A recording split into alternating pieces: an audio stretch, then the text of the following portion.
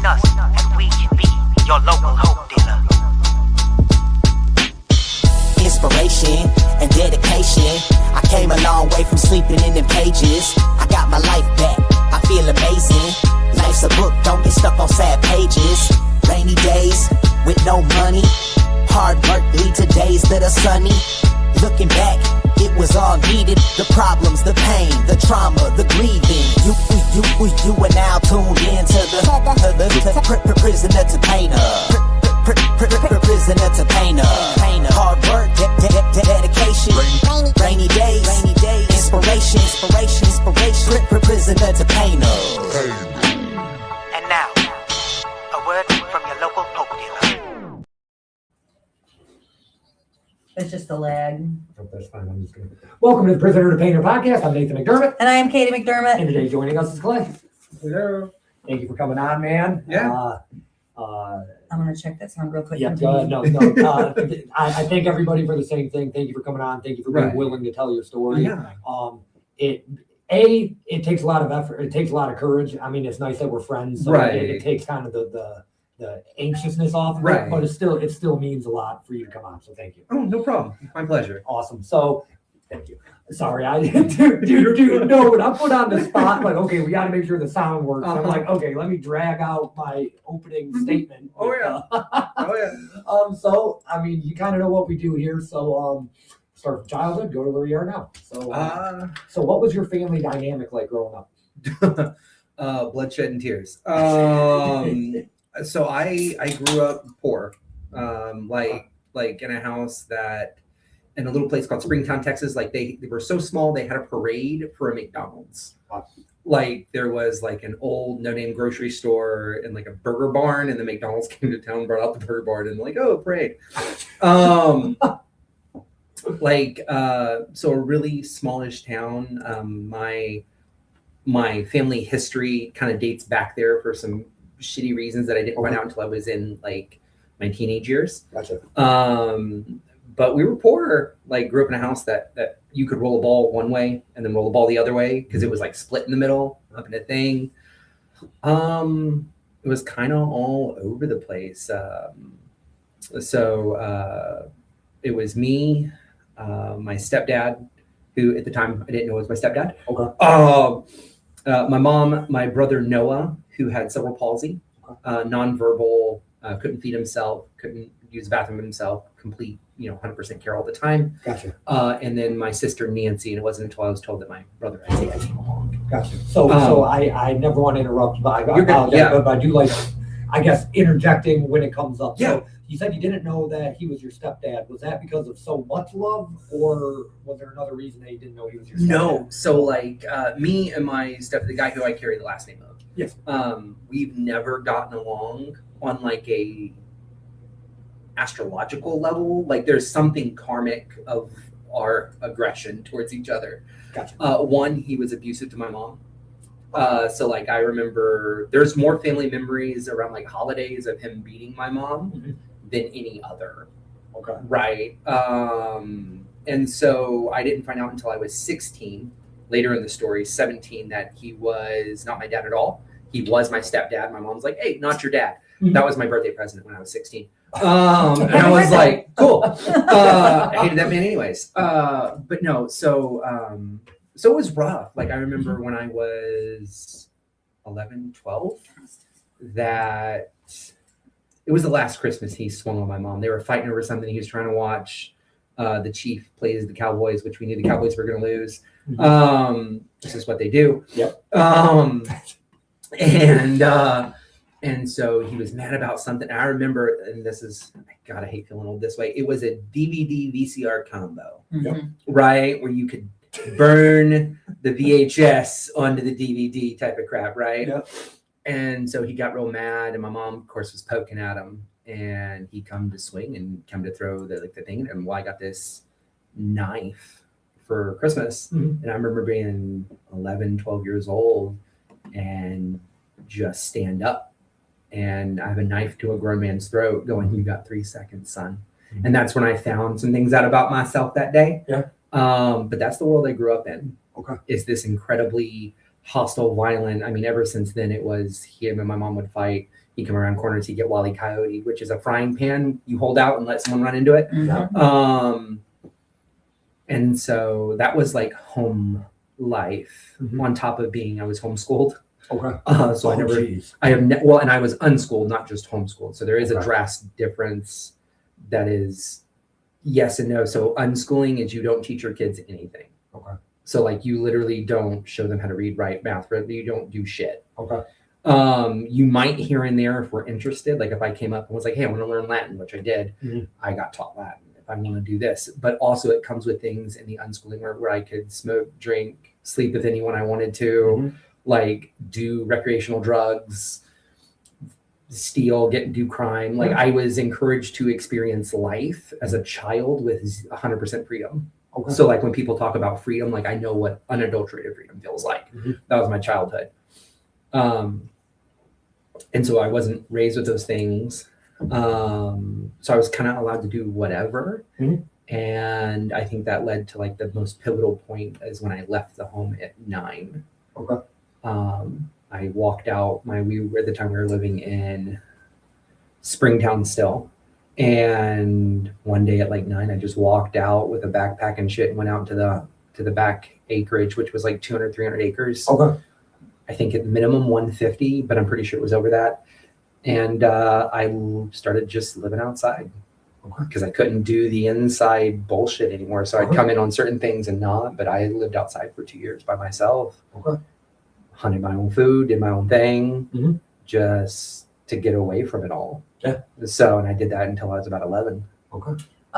To lighten the mood, what's your favorite poor people meal from growing up? Growing up, poor people meal. Yeah. Oh God. So it's going to be butter tortillas. Yep. And specifically butter corn tortillas. It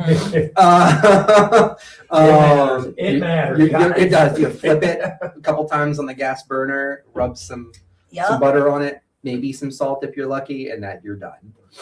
Yeah. Man, so okay, so it sounds like you had a pretty rough childhood. Well, just by your own account, but so up to 9. What was your least favorite childhood memory? That's I don't know. See, like that's a hard one because all of it was just it was what it was. I can't change it. I can't do anything with it. I am powerless to have, but there was I take that back. I think my favorite one, and this is gonna sound so shitty. I was like 9 years old. I was 8 years old, and it was Thanksgiving, and I had this uncle who was just a terrorist to anyone around, and he picked a fight with me, and I found it funny. So I'm sitting at this dining room table in my grandmother's kitchen, and he says something about me being undereducated, and I look up and with all the full confidence of an 8-year-old go, I bet I could get your wife, and I just flip him off at the table. Mind you, his wife's my aunt. Yeah. But like, I don't care. I heard it on the TV. I think it's funny. Yeah. This man loses his crap because an 8-year-old just, stung him. And I love watching grown men get put in their place. So all my aunts crowded in and were like, "Oh, you want to hurt him? Oh no!" And it's that quiet laughter from a woman scorned, right? Where you just should hear run. I think that one is which. Now that I look back, tells you I had a fucked up childhood. That one's the happy one. What did mom and stepdad do for work? My mom was a stay-at-home mom. Okay. Full time, and then my stepdad worked grocery stores. Like he was a dairy department manager and was a store manager for like a week or two until sexual assault charges were brought of like misconduct and shit. And I'm like, well, cool. Yeah. Man, so did you ever attend normal school down in Texas? Not a single day. So I have never seen. So the only time I've seen it inside of a school is when I got to Michigan at my kid's school. Okay, that's it. Gotcha. So I had no idea what that looked like at all. Well, you're very educated. So clearly your mom must have taught you something right, or how did that go about? Because you're very educated. Right. So I'm going to not to blame it, but I have to. That's where the autism comes in. It's like acquired savant. Yeah. It's because I wasn't taught anything, so I didn't learn how to read until I was 13. Okay. I do not fully understand how to do algebra 2 on paper, but I can build a fence, frame a house, and like use algebra functionally, right? And I can use it in other ways. And that's just also because math's not my bent. But I found things and started figuring audiobooks. I would listen to audiobooks all day. And then from there, I would take that, and my grandfather would have old economic books from the 40s and 50s that I would go through once I learned how to read. And so I just started pouring through myself until about 13, 14, 15, growth was the motto. So I just have to grow. I have to grow my mind. I have to grow this. So I always pursued growing. And so I was able to do so. I have credits in criminal forensic science because I was addicted to CSI as a kid. And I'm like, Which I want one? to do this. The original. That's the only one that matters. Okay. Yeah. Miami. I get that. It's But Horatio Gil- Kane for me. but Gil- I get Gil, the autistic bug man. I get Yes, I like- get autistic bug man, but also autistic ginger in Florida. I know, but you only can pull off glasses so many times. That's Okay. Yeah. Like, No. so, but no, and so I just kept pouring it. So I have credits in that. I took that when I was 14, 15. And so I've always just put myself in spots to always learn. And if I don't know how, I'll figure it out. Because that's what you have to do when it's just you in a shit home and you have no way out. Yeah. You know, so you build fantasy worlds, and that requires reading and educating, and you know. This makes me even more excited for knowing you now and where we're going with this. To know that, I mean, that clearly that's the point. But Right. But me knowing you and I'm invested in our friendship. Yeah. This means I'm excited that it shows even more growth from from how I know you now. That shows a lot of fucking growth. Thank you. So, who was the most influential person in your life growing up? I don't know. I think it depends on the time. I rely on people a lot. I am a communal human. I am not made to be alone. I am not. I get that. And so I don't know. I think it's been multitudes of people, from a good friend I had when I was planning churches when I was a young teenager, to the editor when I worked for a newspaper as a kid, to my best friend was 20 years, going through life with them, you know, and all the people from high school, just kind of learning where I could. So it's hard to say who was. I can tell you things that inspired me to be the way I am. You know what I mean? But it's never been one person. Understood. What was your favorite cereal growing up? Cereal. That one always catches people up because how serious we are. No, because I'm lactose intolerant as hell, so I have to what dry cereal did I eat as a child? Honestly, God, I'm an old man. It's going to be, what is it? The one with the raisins? Raisin Bran. Raisin Bran? Yeah, it was Raisin Bran as a kid. Fair enough. I like frosted mini wheats, and I feel like I'm ancient for that. So, Or Cookie also, Crisp. do you remember the frosted wheats?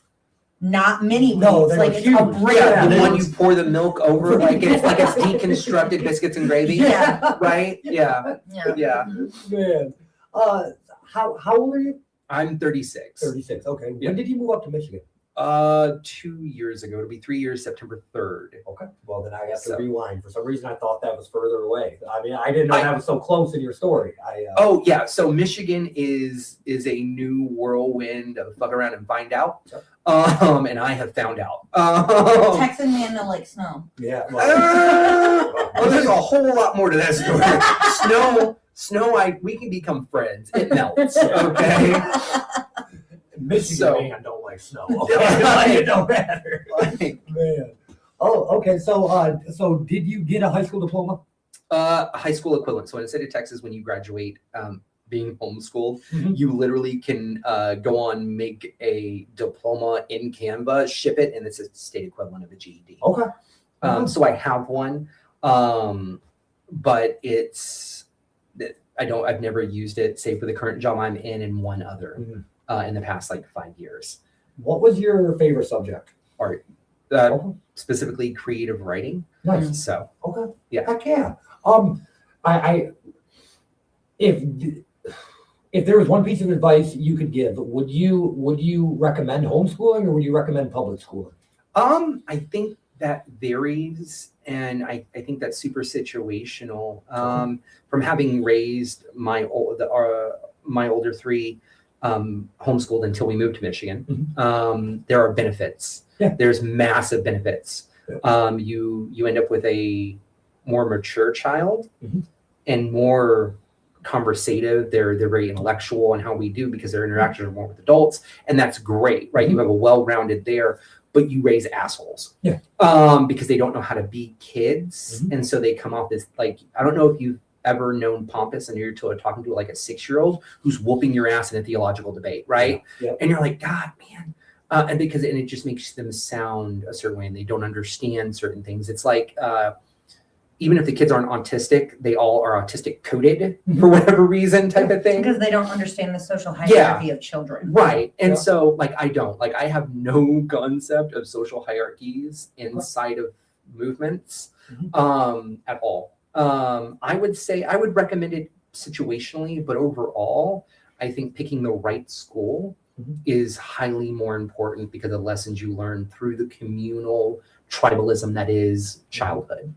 There was a third option, private school. Yeah. Well, in really my curiosity is I feel like homeschooling is better educational, but you take away the perks of kids getting to meet kids and how to kid with kids. So that was more Educational, my yes, but when we talk about educational, it's like Harvard. So we're looking at like, I could tell you like at economics, I could tell you the first 4 theories of economics at 10, right? I couldn't read yet, by the way, right? Like I didn't read to 13, but I knew those theories. Those are taught in like upper high school, like early college level, right? But I knew those, and a lot of kids are that way inside of it. So you don't get base education, you get higher education kids. So like they're not great at like basic math, but I'll talk to you about the difference between Plato and all the Greek literature, and I can debate that. Right, I can do all of this. I can do all these things. So they're educated, but they miss that middle entry point to education. It seems like. How did you make friends when you were growing up? I didn't. So I had some here and there because you have these things called co-ops or like collectives or whatever, really, that you'll go, and there was a big movement of unschooling in Texas at this time, and so my mom got in with the lady who was running it, and this was my introduction to like misandry and Wicca for the first time. What is Wicca? Sorry. Wicca is the actual practice of Wicca, witch paganism. Wicca dates back late 1800s, early 1900s. It's stereotypical witchcraft. Yeah. And so, but it's structured. It's not just like eclectic paganism where it's kind of, pick and choose. And so we would go to these houses and we would play with these kids. But again, all of us were feral goblins with no cages and no leashes. Like I remember being, again, 9, 10, 11, 12, smoking weed for the first time on a back porch with a 40, and just waiting to go to sleep. And it's like, hey, you want to go run to town? Town's like 5 miles away and it's 2 a.m. And all we go is, hey, we'll be back. Yeah. And that was it. Understood. And it wasn't for lack of good parents. Like the buddies I would hang out with, their dads were like marketing executives for ExxonMobil and like big name people who had money and great families, and they're not broken, there's no family violence, and they're great kids, but they just let them run loose. The opposite of helicopter parents. In Texas is a different breed, and I don't even mean that in a bad way, but I feel like Texas is just a different place. I mean, Texas is almost a damn country. The biggest country in America. I mean, really, yeah. Actually, California's bigger. Really? California has a bigger landmass and population size, yes. No shit. Yeah. See, but when I think of Texas, I think of a different country. When I think of California, I think of like some hippies. So that's Oregon. Yeah, being born and raised there, yes, Texas is a completely different dichotomy of human. Yeah. It's one of my favorite places, but it is so polarized on how they view, because they're very black and white and view very strongly that the Texas of old of accept all, fight for all, die for all kind of mentality is kind of like fading away, and it's now pocketed into certain regions. It's like never forget the Alamo.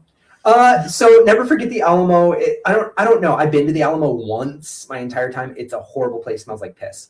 San Antonio is a great place, but I always judge a city by how they take care of their homeless, Mm-hmm. and 100%. they just don't.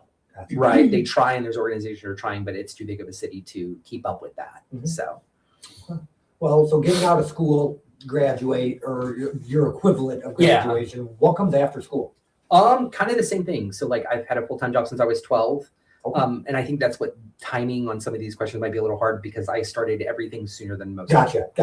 Full-time job, do cutting trees as a kid, blue collar work. I've Yeah. been there, done that. When I was 16, I worked for a newspaper as a movie reporter in Published Works. It was a sister paper to the Fort Worth Star-Telegram. So my curiosity there, see, this is perfect. Yeah. This is why I ask questions, they open up, and I get to pick. Oh, yeah. So movie editor or whatever you do. So what, would you go watch a movie, review it? Yeah, and so then- I walk in, I'm walking down the street going to my girlfriend's house. And I'm like, I need a job. Well, I've never written a paper before, and I haven't. I have never written a paper in my freaking life. Mhm. So I walk in, this newspaper called the Weatherford Telegram opens up, and I walk in and go, hey, are you hiring? Mhm. Lady's like, I think we are. I go to the back, the editor looks at me and goes, you want to go see a movie? Hands me a stack of red tickets. And I'm like, sure. Okay. That night I write a review on a movie, 500 words, and then I'm off and running for the next 2 years. I published, worked in a newspaper. Can't imagine if we did that now. It could be like, this movie was trash, no cap. It was super hella sus. Oh, I was. In a newspaper. Yeah. I wasn't much better, but I was like, I ripped apart some films. Like Aragon, I destroyed that film worse than any Rotten Tomatoes review you can find. But no, I did that for a while I was a ranch hand, ran my own ranching company, did the fences, hay hauling, Awesome. everything like that. Did the cowboy thing for a long time. Cool. So So you found success at a young age, which that's not, to me, that's not far-fetched. But Right. So what was your favorite pair of boots? pair of boots, Ariats are my preferred square toe. No steel toe, but a carbon toe tip. Yeah, definitely. Definitely. You mentioned planning churches. Yeah, we're bucking up there real close. Okay, I was Yeah. curious when that was. Yeah, well, that's coming because 16's when it all starts. Okay.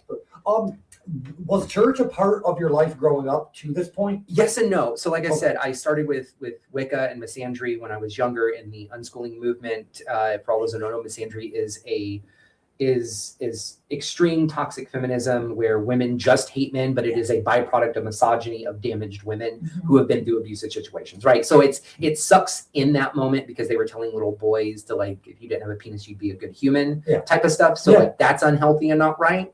But I get why it exists, right? It's in response to really shitty men. And the women I did grow up with all of them were abused. I witnessed multiple beatings of them. Like I grew up, that's what it was. Gotcha. And so it would spill out to the younger guys, which led to me being misogynistic because it's like that. No, It's a right? vicious cycle. If you're going to hate, just hate everybody. Right, Be misanthropy. Just do that. Right. And so for a long time, so it took me a long time to get there, which leads me into, after that, my parents went to a fire and brimstone church, which they don't need a microphone because the son of a bitch yells loud enough, was a Turner burn. Right. So it's the altar calls every week. It's if you don't, you're going to hellfire. Like it's that fear-based. It's almost like they just read from Baptist? Revelations. Union Missionary Baptist Church in Springtown, Texas. Yeah. I was just curious. Yep. And that was our first real experience with a church because we just came out of that wicked pagan kind of thing to where we actually had to wear certain clothing. It was structured and all this kind of set in. And I enjoyed it because there was kids to play with. So I was at church anytime I could, but I didn't really like it. And then high school kind of started, and that's when I got into church. That's when I met my ex. Okay. I met them before through some other ways because we ended up knowing each other since we were like 10. Okay.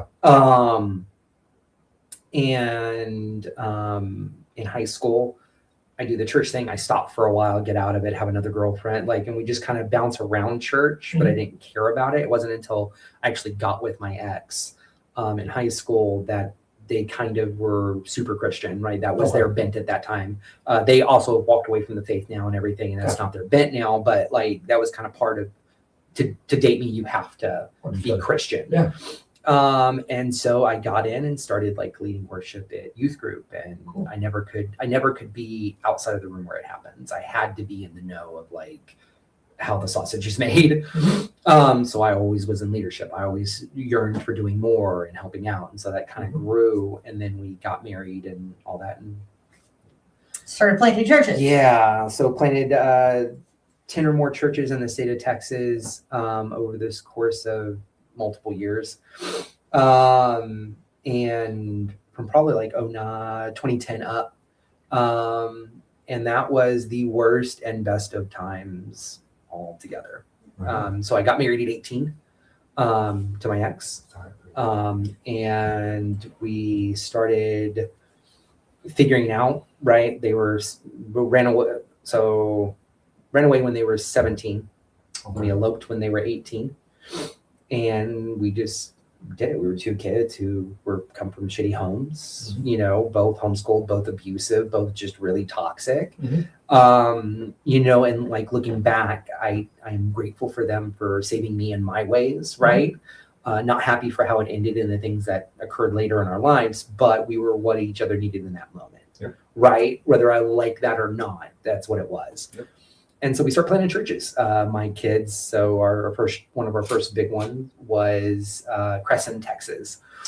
It's this little town that literally has bumper stickers, the goddamn Crescent train, because you can get stuck behind this train for like 4 hours because it runs a major highway. And so you can get stuck behind it, and that's this little bitty church that's been there since 1874. Yeah. And so it's haunted. I guarantee you there's a bunch of ghosts in there. But that was our first one. I was a associate pastor and music minister, and my ex was the children's church minister, and we stayed there for a few years, planted 2 churches outside of that, and then just started moving around and going. So, and then what does planting a church entail? So planting a church is honestly like throwing spaghetti against the wall in the name of Jesus. That's pretty much, it's going, setting up some chairs, finding a band to play, and that's like in preaching, and that's it. It's you will build it, they will come kind of mentality. And so we were really good at the later stages, the last few years we were doing it, of being very persuasive, because my job before I left the church was managing marketing and presentation. So when you hear that in most churches, especially in the South and in that, all that means is propagandists. That's all that is. How can we market to something you don't already want and force you to pay into it now? And so I started designing flyers. I would design lightings around certain music that would work certain motions and would make you feel compulsed to do certain things because this emotion's in, and he said these right words. He was designing the environment. And so we would go plant churches that way. And so I would do all of that stuff. And so we go in, we set up in an auditorium, we lay everything out, we get all the sound checks done, everything done, and then we tear it all down, go get a bite to eat, and then go back for evening service to the main campus.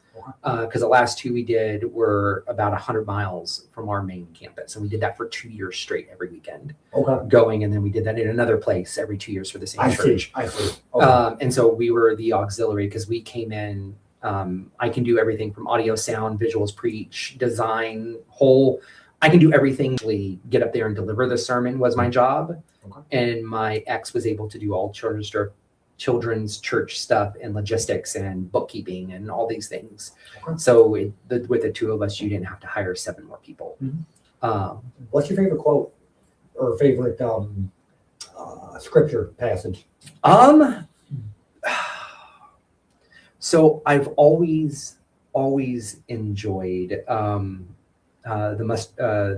the seed must die so the tree can grow.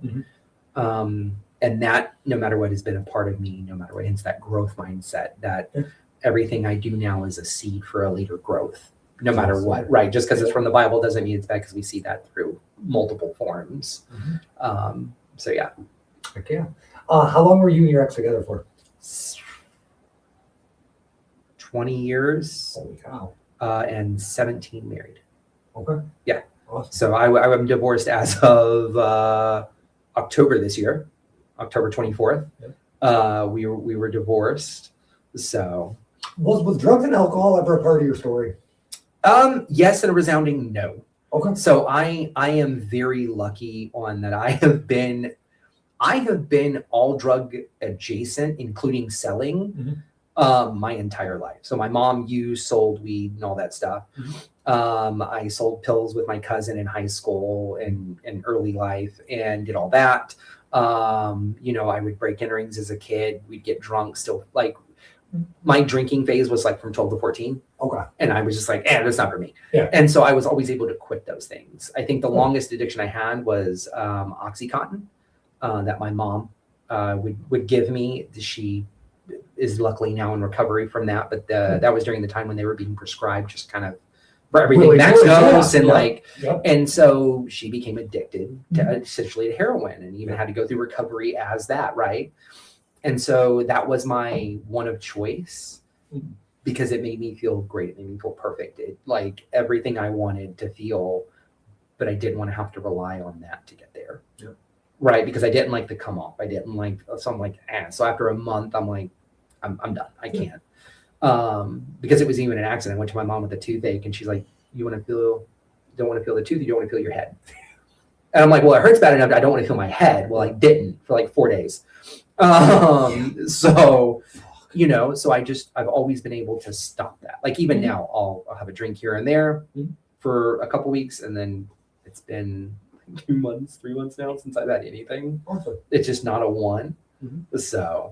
So after planning churches, I'm sorry, I'm trying to understand. There's a lot. Yeah, yeah. Well, and a lot of this I do all at the same time as other things. I've ran many adventures all at once. Yes, sir. So Okay. Well, you know, and I get, you know, we only have about an hour, so we're Right. about halfway. So I get we're not going to reach all of it. Right. But I want to hear clearly the best.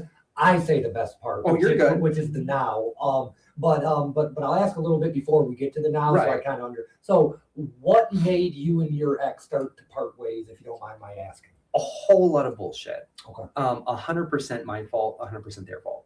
Understood. So like in the beginning, I was abusive. I laid hands on them. I was I gaslit. I did all those things. End of story. I was 18 years old. Age isn't an excuse for that, but I know it is what it is. Yeah. Right. And I 100% committed those sins and I wear those and I will never live those down. Yeah. Right. Those are mine. Yeah. And so I started healing through those. And they had their own issues. They were super legalistic in church. And had their own things they were push and trying to change me into. Right. And so we kind of went through that. We healed from parts of that and went through it. And then we get into that, not roommate phase, but just all we can do is do life. Because I worked 3 jobs. They were on a stay at home. They didn't want to get a job at the time. And then when they did, I was very big on pushing like, hey, don't get a job you're going to hate. Yeah. I'm making the money, get something you love. Yep. Right. And while they're discovering themselves and their undiagnosed mental health issues. Right. And then we get to kind of the last like 5 years and I'll put it this way. So I'm very passionate in what I do. I don't tolerate being called names. I don't tolerate being pushed or demeaned or anything like that. Yeah. I don't. Those are big triggers for me. And they knew this. So we would get into arguments and fights. And then I would get pissed off and be like, I'm fucking done. Oh, of course you are. And then put that jab. Yeah. And so I'd lose my shit. And then I'd finally be like, hey, I'm sorry I lost my shit. Well, you're not changing. And so it became this thing that we got into such a fuckery spot that they started swinging on me. Because they would hurt me and I would follow them around the house because I'm like, why would you say that? Why would you? That was fucking hurtful. What the fuck? And then they would swing because to them, I wasn't respecting their boundary, but I'm crying for help because I'm the person I've been with 90% of my life just fucked me up. Yeah. Right. And so it's this, we were ships passing and unfortunately we fired cannons. I have a ton of things that I have done that are not okay. I could have chose not to be an asshole, to not be aggressive, to not trigger them in their own issues. I 100% could have done that. They also could have chose not to put hands on me. Yep. Right. Enough like they've broken glasses. They've done things like that. And they got to a point where they stopped saying sorry for it. Yep. And then I became the narcissist. Enough that I've had 4 MPD tests I've had I think 1 or 2 BPD tests and other, like, just because that's what I was being called. So I went and like, hey, can I get tested for this, please? So that's Am I this? If I am, I want to fix it because I don't want to be this way. Yep. Right. And so it just got to a point where we were done. They asked for a divorce on their birthday a 1.5 years ago.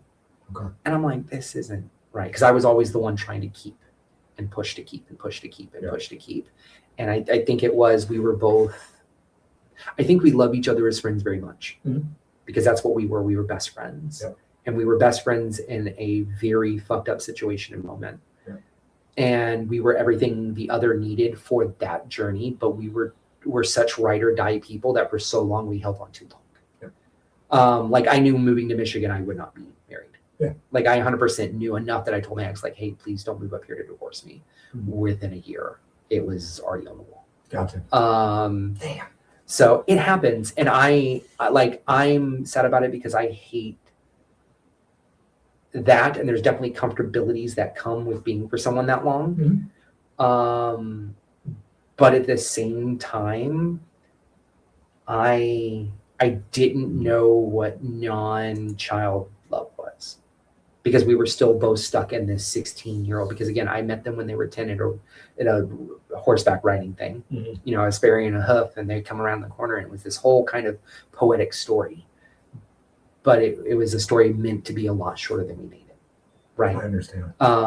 And that's the sad part, and that sucks. But man, I have 3 great kids from the ages of 9 to 15. Awesome. Who are wonderful, bright, fiery activists who punch Nazis and give no fucks about it.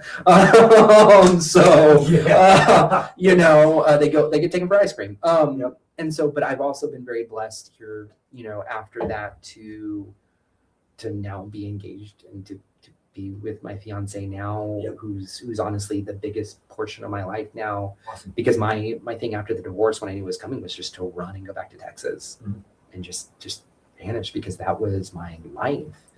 And then my partner comes into my life now because I was doing improv comedy, right? Because it was something to get out of the house. I was either that or playing Magic the Gathering at the card shop, right? And those are the 2 places I was. And lo and behold, I meet them and we're going back and forth. And, you know, next thing I know, there's this tension building and everything like that. And I let it slip like, hey, we're getting divorced.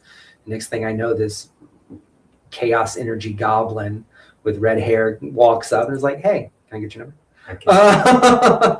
Which I'm too autistic to understand, because they're like, oh, we can talk D&D. And I'm like, cool, we'll talk D&D. And I'm like, oh no, they're flirting. So, and we just hit it off, and that was, gosh, on the 16th, that'd be 10 months ago when we kind of decided to do this. Awesome. So when I first met you through them, I told her, I said, you guys are going to be married. Like I told her that, because you guys are just so like, the same, like in a good way, not like same but different. Yeah. Oh, we're 100%, and that is one thing that we cherish, because we are. But I think the biggest thing we're same on is that we, like, when we came into this relationship, we both were in relationships that didn't give us what we needed all the way. But also we were in relationships, because I refused after my ex. I refused to get in a relationship and date. I refused to date.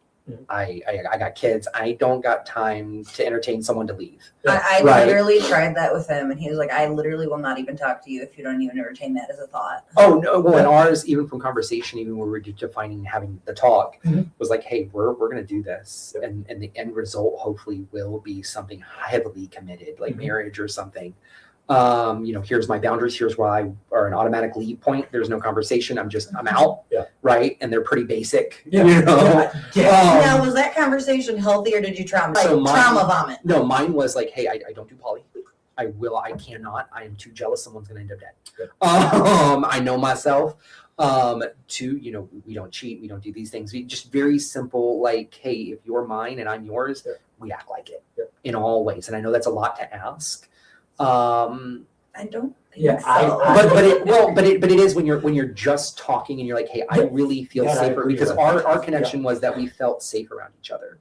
Is that when we stood beside each other, even when we weren't dating or really talking, we were these bastions of just I can breathe around them. Like it was this weird, That's a good like feeling. yes, there was that attraction and that butterfly a little Mhm. and excitement, but that was like a 1%, right? Dude, to take that off being around somebody is just a blessing in Oh itself. God, yes. Yeah, you know? And so, and luckily, like I know what that feels like. Yeah. I know what that means because I used to have that with my ex, Mhm. right? And I know when that fades, it's like, oh crap. Yeah. But getting so lucky and to have that conversation, just black and white. Hey, I want this. This is serious, but also that hey, I know you have a kid, and if I take you, I take them. There's no in between, right? Which was a big thing for them. Which for me, that was just like that's standard. I got kids. What the hell do you want me to do? Yeah. But no, I got really, really, really lucky, and then here we are. We're getting married next year. Yeah. So I am beyond happy for you guys, man. Well, cool. So 2 years ago, roughly, you moved to Michigan. Yeah, we moved to Michigan, sight unseen, in any way. We throw a dart at the board, find Jackson, Okay. move into a house we buy, never been inside, Okay. don't know what Jackson, Michigan is. I'm sorry. Yeah. I'm kidding. I mean, to be fair, I almost moved to Albion, and Bay City. So I'm like, I'm happy not Bay City, and I'm happy not Albion. Jackson's actually a really great town. So got real lucky with that, and then just started working. At the time I was working a data analytics job for a local parts company. So I would work remotely in offices in Beijing, Denmark, Arizona, and I would validate parts. So people would go in clean rooms, fix things, and I would read the maintenance certificate to make sure it followed with regulatory laws within like precision. Because it's like expanded Teflon catheters was designed by this company, so it has to be like micrometers thin. And if it's off, if the machine's off on a reading even slightly, it goes and gets calibrated for $200,000. I see. And I have to come back and inspect, and I'm doing this all remotely. And then so I did that for 2 years. And hence why we moved to Michigan. I was able to move with job. And then I lost that and kind of just was a stay-at-home dad for the next 2 years, because I lost it early the first year we got here. And just kind of did that. Had a maintenance job here and there, which is my bread and butter. I've done that for 13 years. So it was easy to fall back into. And then I left that under duress to pursue where I'm at now. Perfect. So no, that is perfect. So this one, I've yet to find a good way to talk about what you guys do without dropping the name, but I found a good wiggle around it. I like it. So how did you get into profession of helping people? What made you want to help people? So I've always been there. So I've been a DM for a long time. And even as a pastor, I was such a bad Christian. I would be like, I don't give a fuck that you're gay. Just change their name to this when you're talking to Sam. Like, like I would like circumvent, and I would encourage these things, and I would sit and do that. Because I was always about community in the whole. And not about something raising you up, you raise it up, right? They ain't giving you the bootstraps, make your own, right? And so I was always big that way, about that kind of guerrilla warfare style of aggressive helping people. Those are two things I did not think I'd hear together, by the way. But it guerrilla worked. warfare helping people. But it worked. But it is. It's like aggressive love of like, you're fucking beautiful, right? Like, that type of stuff. And so I've always been in that vein. Because a D&D table is just group therapy at some point. And so we collected broken toys, because I've led a D&D campaign in my home with my ex for 10 years. Every Monday night they would come, they eat, they go. My kid's Uncle Travis isn't blood related, but he's been there since my kids were born. Right? Because of D&D. Like that's my best friend. That's the dude, right? I could call him now and say I'm in trouble. He's here. He's in Texas. Like he's that guy. And so I've kind of been priming the pump for it, right? And then kind of wrote it off, and I always thought it was cool because I've always been in services, at least since my 20s, and always hated how the sausage was made and hated how things were done, because it was always clinical tag and number, and you're kind of out.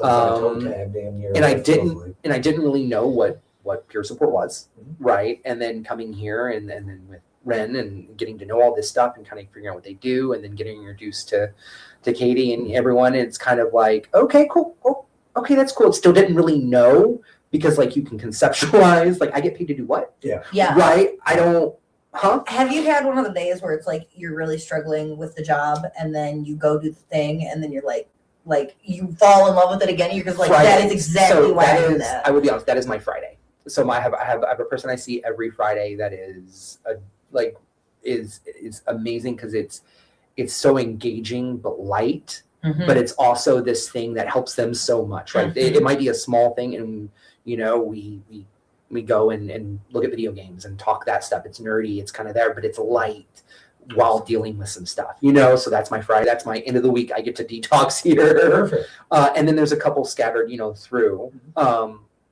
But yeah, so I got here by duress. I was strong-armed into this role, and I will say that. I started getting told by some other friends because I started coming around the company, the agency, outside of work as Ren's plus one, is like coming to events. And so I got to sit with people and talk to people and engage in some really intense conversations. And a couple were like, you would be really good at this job. Because you're introspective. Yeah. And Yeah. and you're a soft male. Not in a bad way. Oh, but I like, understand. You are a soft male. Yeah, I am. Yes.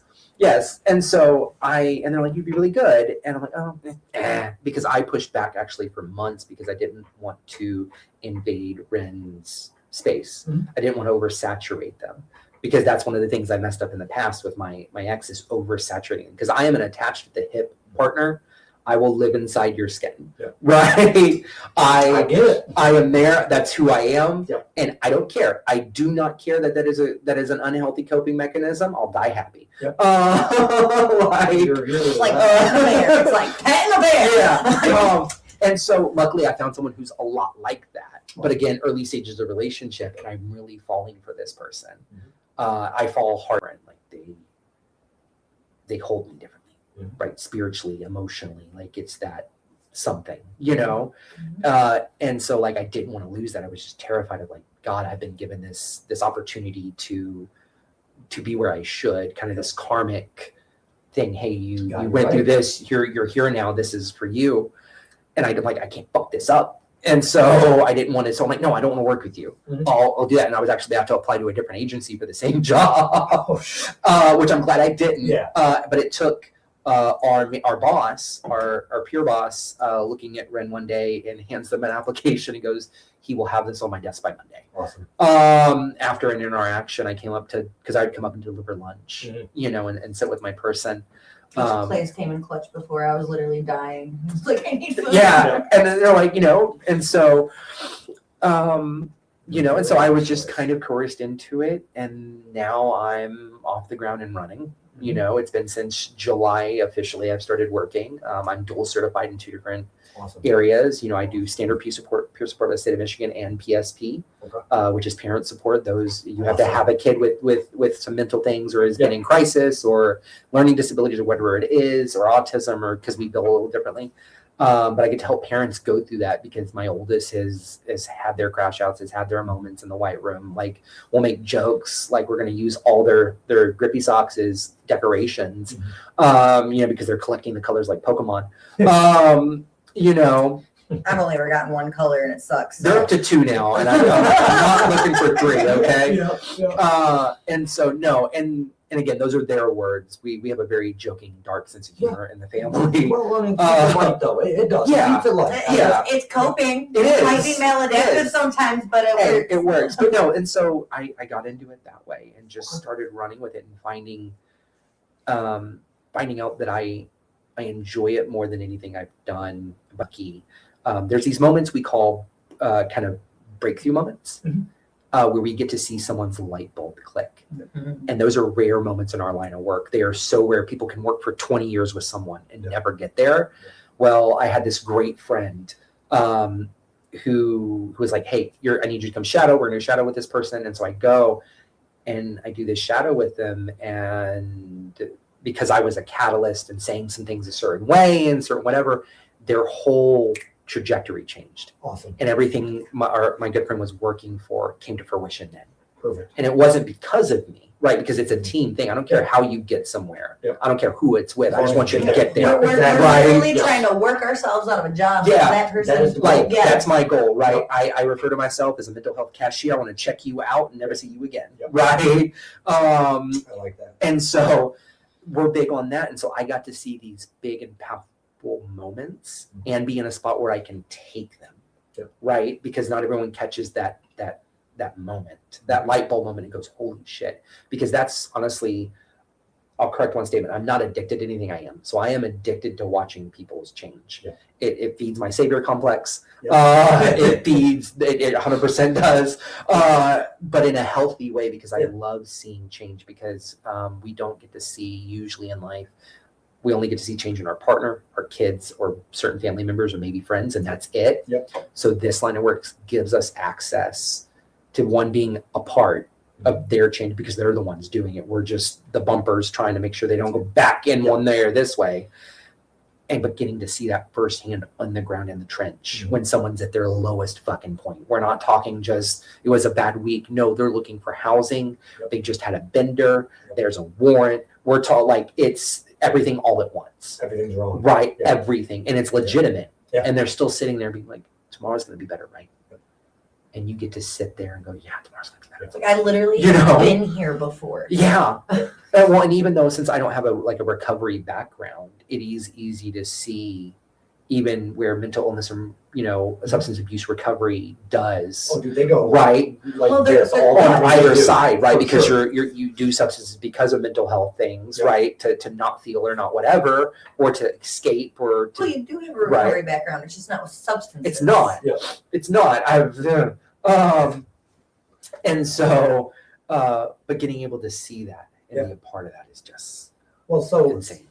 I never put words in anybody's Right. mouth. Always relate, never compare. If I say anything wrong, You're stop good. me. Ever. Yeah. So not that great of a childhood.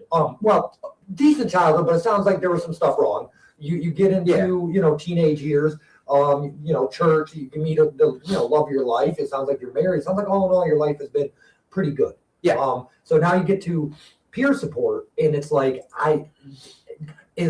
out of this whole story, would this be what your definition of success? I will ask that question. But is this success to you right now? Helping people, being married, who you're married to, or do you think you found getting married, or do you think you found success before now? So that's hard because again, my goal is my crux and is my Achilles heel. The summit of the mountain we climb is never good enough, ever, and that leads to a lot of like harmful ways of thinking for myself. Mm-hmm. But it drives me even more so, right? So Hell yeah. yes, here's where I want to be, but more so it's I don't want to see my success. I don't want my kids to, I want my partner to, I want the friends I impact. I want to, I don't want a legacy. I want people to show up to my funeral that no one knows their goddamn name. Yeah. Right. I want complete strangers that whatever I did in life affected them so that they show up. That they care enough. Right. Yep. Right. And that they're having to ask like, what the hell? Who are you? Yeah. Right. Because the people I do have in my life, it's a very close circle. Mm-hmm. It's tight. Right. Yeah.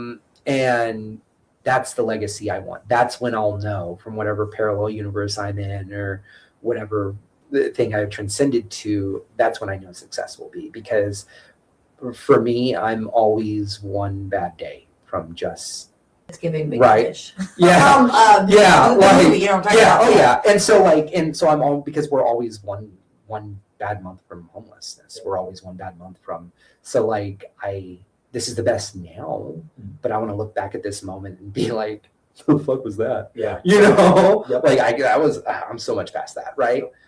So it's hard to say. That's hard to answer quantifiably in my brain. I know I'm in the right place and I'm on the right track and I have the right people in my life because it still feels like a dream. There's countless days I still look at Ren and be like, this feels fake. Yeah. Yeah. I'm literally, if I tomorrow and they're like, you were in a coma, be like, that checks out. Yeah. Because this is quiet. It's soft. It's a lot. It's a whole lot of change. More has changed in this year of my life than any other year in my existence. And I've done shit. So yeah, this is where I want to be. because this is where my heart feels the most at home. Perfect. So our wrap-up questions are always the same Yep. for every single guest. Webster's Dictionary. Under success, what is your definition of that? Under success, that be okay with the word failure, because failure is not failure. Giving up and not doing anything is failure. Okay. Something not working out is not. So success failure. is iterations of lots of failure. Yeah, because that's what it is, but it's not failure. Fuck with that. I like It's that. not failure, because did you try again? Then it's not failure. It's just that it didn't work. Okay. I like that, dude. I've asked 100 people what their definition of success is, and I finally found one that I'm like drawn to. I mean, yes, everybody's a great, good for you. But that one was like right there, dude. Well, yeah, because we put so much emphasis on right and wrong. Yeah. There's no right and wrong way to be successful unless you're harming people. Yep. Right. Exactly. So you drop the eggs. Okay. Didn't ask that I should have. Is there anything you want to share? Anything that I missed? No, I think you covered it well. Perfect. I think it was pretty much all there. So Awesome. yeah. You know, that's just me covering to make sure I did my job. Oh, yeah. Right? You know. Oh, yeah. Yep. And then that's my last wrap-up Are question. you happy with the way you told your story? Yes, but because of the TISM and ADHD, and again because of how everything is with my life, it's pretty wild, right? Because there's a lot of paths that run congruently to each other, so it's hard to be like, well, here's this story, but there's also this one, and this one. That'll So, go. yes, but we don't have 9 hours. If you had one word to describe your entire journey from where you started to where you are now to where you will end up, what is the one word? It has to be a real word. Fuck. Okay. You can move the comma where you want to on that one. Yeah, pick and choose. But that sums it up mostly, because it's just, what the fuck is going on? Uh-huh. I'm just here for the ride. Perfect. If you now met younger you, would you get along, and vice versa? Yeah. So that is one thing I've been lucky to do, is do the inner child work, and moving to Michigan and going into the woods actually is what changed that for me. That's where I left him, and that's where I found him. He would be happy because we make people laugh now. We give people hope now. Awesome. And that's all we wanted as a kid, was to give people hope and make people laugh. So one question I forgot to ask: Michigan or Texas? Oh, it depends on where. It also depends on what, right? It depends on what, where, when, and how. We got mutual combat down there. Here, I don't know. I say that people are nice here. So the South is kind but not nice. Mhm. The Midwest is nice but goddamn not kind. Yep. It has no kindness to it. It's just black and white, but will do everything they can for you. Not that there's not clusters of that good old way in the South, but that's the same way. Mhm. But it's very much, you got bootstraps using, boy. So here, Right. here we're kind, not nice. There, they're nice, not kind. Yes. Okay. Yeah, they're very. Oh, I get you, honey. I understand. That's really rough. Really rough. Hey, you got to get a job though. Yeah. You know, Yeah. here it's like, man, you fucking stupid, aren't you? Yeah. Here's 50. Don't fucking worry about it. Right? Like it's And just I got that. no weed on a job, Yeah, baby. right. Yeah. You know, it's this whole different approach. You're just gonna say what you feel, but at the same time, I'm gonna help you. Yep. But I'm gonna berate you a little.